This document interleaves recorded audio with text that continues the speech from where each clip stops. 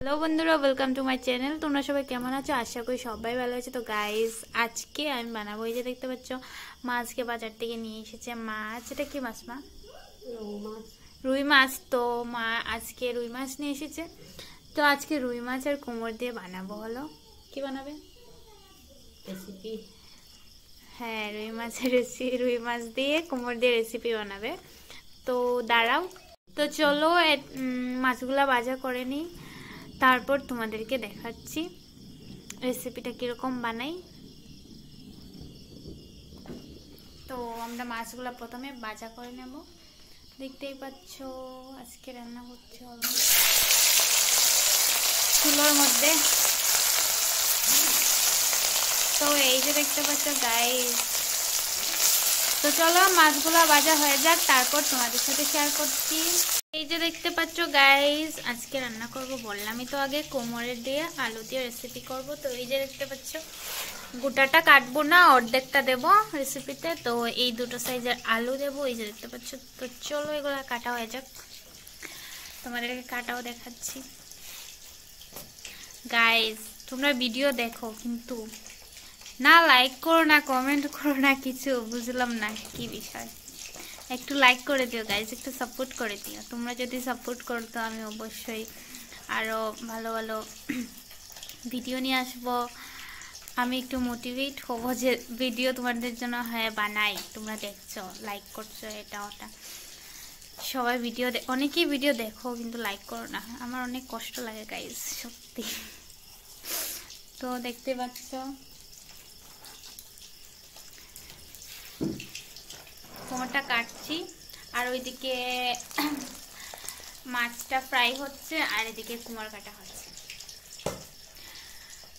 তো এই যে দেখতে পাচ্ছ, কুমড়টা কেটে নেই, আলুটা কাটবো, কুমড় কাটবো, কেটে রেসিপিটা করব। তো চলো আলু আর কুমড়টা কেটে নিই, তারপর তোমাদেরকে দেখাচ্ছি।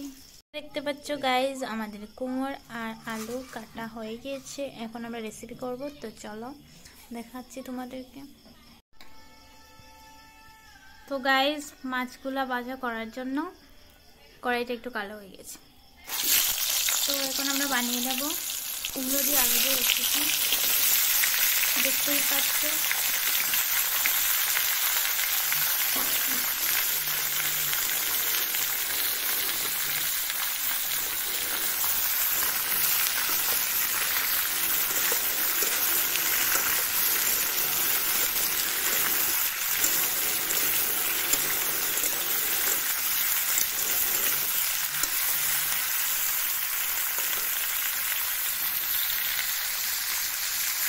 তো চলো এটা কিছুক্ষণ ফ্রাই হয়ে যাক, তারপর মশলাগুলো দেবো, তোমাদের সাথে শেয়ার করবো। সবাই লাইক করে ভিডিওটা দেখবে।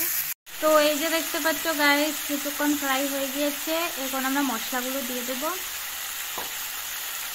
অলরেডি হলুদ দিয়ে দিয়েছি, স্বাদ অনুযায়ী দিয়ে দেবো লবণ। তো দেখতেই পাচ্ছ 1 চামচ দিচ্ছি, আরও একটু মতো দিয়ে দেবো লবণ, অর্ধেক চামচ।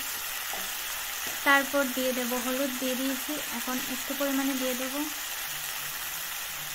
অল্প একটু দিয়ে দিলাম কালারটা সুন্দর আসার জন্য।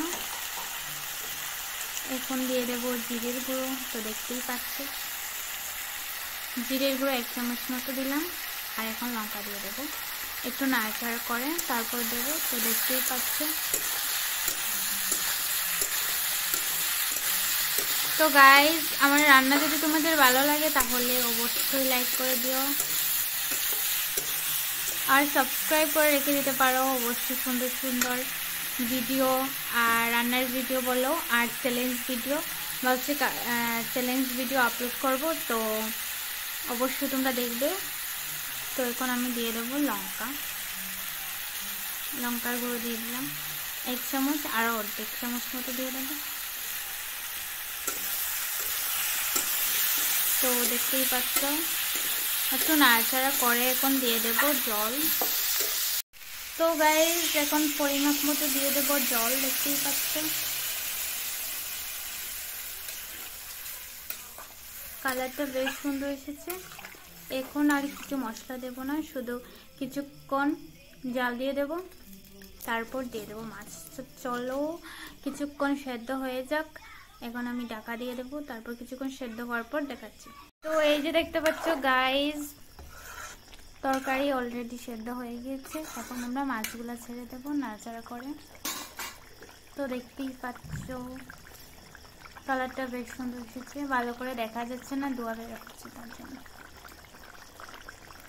তো দেখতেই পাচ্ছ কালারটা কি সুন্দর এসেছে। তো চলো নামিয়ে তোমাদেরকে দেখাচ্ছি। দেখতে পাচ্ছ গাইস, আমাদের কুমড় আর আলু আর মাছের রেসিপি কমপ্লিট। দেখে তোমাদের কিরকম লাগছে? তাহলে ভিডিওটা এখানেই শেষ করছি, পরের ভিডিওতে আবার দেখা হবে। সবাই একটু লাইক কমেন্ট করে দিও গাইস। টাটা।